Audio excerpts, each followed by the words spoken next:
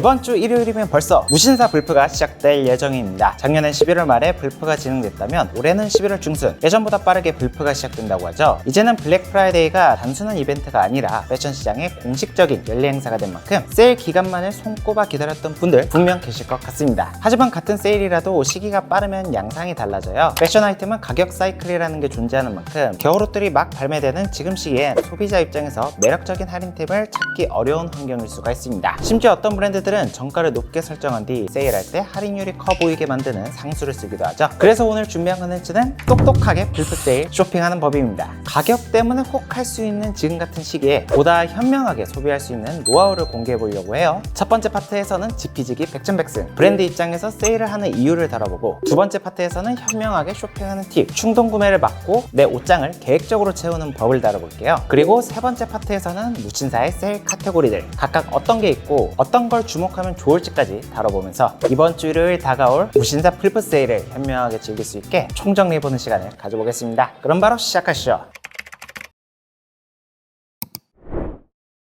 먼저 우리가 블랙 프라이데이를 기다리는 이유, 좋은 제품을 평소보다 더 저렴하게 사기 위해서죠. 그래서 우리의 목적을 이루기 위해 먼저 브랜드 입장도 이해해 볼 필요가 있습니다. 세일은 결국 전략이고 수싸움이니까요. 패션 아이템은 출시 이후부터 가치가 꾸준히 하락하는 구조를 가지고 있어요. 출시 초반엔 신상품 효과와 마케팅으로 높은 가격을 유지하지만 시간이 지나면서 신선함의 가치는 희석되고 트렌드가 바뀌면서 같은 아이템이더라도 체감 가치는 점점 떨어지죠. 그래서 브랜드 입장에서 써놓은 명목 가격은 사실 큰 의미가 없는 경우가 많아요. 사람들이 부여하는 가치가 훨씬 중요합니다. 정가에 솔드아웃된 아이템은 그만한 가치를 시장에서 인정받는 거고, 리셀 프리미엄까지 붙은 아이템들은 소비자들이 정가 이상의 가치를 부여했기 때문이죠. 반대로 같은 정가라도 2월 상품으로 할인이 들어간 경우는 그만큼 시장에 관심이 떨어졌다는 뜻이기도 합니다. 결국 브랜드 입장에서 가치가 하락하기 전에 재고를 처리해야 되는 숙제가 있기 때문이죠. 재고가 쌓이면 단순히 안 팔린 상품이 되는 게 아니라 비용이 되거든요. 창고 보관료, 관리 인건비가 계속 발생하고 오래 묵을수록 제품 가치도 떨어지죠. 그래서 그 전에 브랜드들은 세일을 하는 것이고요. 그리고 또 한 가지 중요한 이유는 경쟁 브랜드 대응 때문이에요. 패션은 트렌드가 중요한 산업인데 트렌드를 타는 아이템일수록 비슷한 시기에 다른 브랜드에서도 유사한 제품들이 쏟아집니다. 이럴 때 경쟁 브랜드가 먼저 세일에 들어가면 정가를 유지하는 브랜드는 소비자 이탈과 재고 리스크를 동시에 떠안게 되죠. 그래서 브랜드 입장에선 타 브랜드와의 경쟁에서 앞서는 전략으로 세일을 적극적으로 활용하기도 합니다. 하지만 세일을 남용하면 세일 브랜드라는 인식이 생겨 정가로는 판매하기 힘든 리스크가 생기죠. 이렇듯 세일은 브랜드가 소비자에게 베푸는 혜택이 아니라 시장에서 살아남기 위한 생존 전략입니다. 그래서 할인율이 높은 데는 다 이유가 있는 것이고, 막상 불프라도 할인율이 아쉬운 데에도 이유가 있는 것이죠. 그래서 이러한 브랜드 입장을 이해하면 소비자로서의 대응 전략도 세울 수가 있겠죠?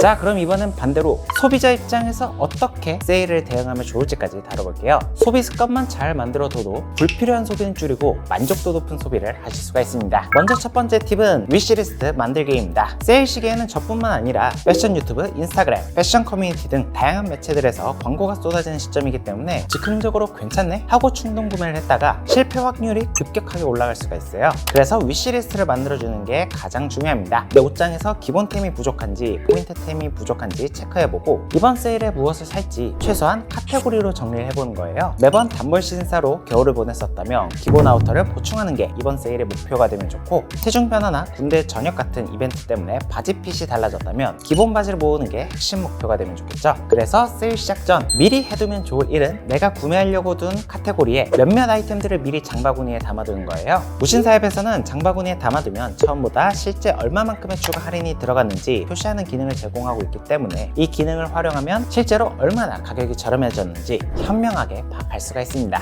오늘 내일 미리 담아두신다면 불프 시작과 동시에 판단이 가능하죠. 두 번째 팁은 이름에 속지 않는 거예요. 요즘 패션 아이템 이름을 지을 때 마케팅 문구가 많이 들어갑니다. 울코트, 캐시미어 코트라고 해서 막상 열어보면 혼용률이 아쉬운 경우도 많거든요. 이름값만 보고 판단하는 게 아니라 실제 혼용률까지 꼭 확인하고 구매하는 게 중요하죠. 예를 들어 울 30, 폴리 70 코트는 사실상 폴리 코트에 더 가깝고 캐시미어 3% 50% 정도의 함량은 촉감 보정 수준에 불과할 수 있죠. 제품명은 마케팅 언어에 가깝기 때문에 제품의 진짜 가치를 판단하기 위해선 혼용률과 원단 설명란을 꼭 보셔야 합니다. 세 번째, 내 취향과 가치관이 비슷한 사람을 참고해보세요. 불프 세일 땐 혼자 제품과 브랜드를 찾기엔 무신사에 7천여 개의 브랜드가 존재하고 세일하는 상품 수도 20-30만 개에 육박하죠. 그래서 내 스타일과 가치관이 비슷한 패션 컨텐츠 크리에이터를 참고하시면 좀 더 효율적으로 쇼핑할 수가 있습니다. 특히 예전에 따라 샀던 제품이 만족스러웠다면 그 다음도 만족할 확률이 높죠. 내 체형과 취향, 스타일 코드가 어느 정도 맞는 사람이 될 테니까요. 물론 저를 참고하시면 좋겠다만 꼭 그런 건 아닙니다. 평소 입는 스타일과 내 스타일이 일치하거나 적어도 내 추구미와 동일한 사람을 참고하는 게 좋죠. 스타일이 완전히 다른 사람의 쇼핑 정보를 무방비로 습득했다간 몇 번 못 입고 장롱행하는 경우가 많습니다. 세일 시즌의 핵심은 유행템이 아니라 내 취향을 디벨롭하는 게 만족도 높은 소비가 된다는 점 꼭 기억해 주시면 좋겠어요. 네 번째, 불프 세일이 끝이 아닙니다. 세일의 구조를 이해할 필요가 있어요. 많은 분들이 블랙 프라이데이를 역대급 세일로 포장하지만 사실상 그렇지 않은 상품들도 훨씬 많습니다. 특히 올해 불프는 약 10일 빠른 시점에 시작하는 만큼 이번 불프는 시즌 오프보다 앞단에 있는 전초전 성격을 지닌 세일이에요. 이 시기엔 신상품 기준으로는 약 10에서 30, 캐리오버 제품은 20에서 40% 정도의 할인이 일반적입니다. 50%가 넘는 할인은 대부분 2월 상품이죠. 그래서 지금 당장 필요한 게 아니라면 몇몇 아이템은 지금 구매하는 게 아니라 장바구니에 담아두고 시즌 오프를 기다리는 것도 전략이에요. 시즌 오프는 보통 12월 중순부터 1월 사이 시작되며 불프가보다 좀 더 높은 할인이 들어가는 게 일반적입니다. 기다리다 보면 소비욕이 조금 줄어들 수도 있고 불필요한 지출도 방지할 수가 있죠. 이렇게 4가지 팁만 잘 기억해 두셔도 이번 불프 시즌을 현명하게 보낼 수가 있겠죠?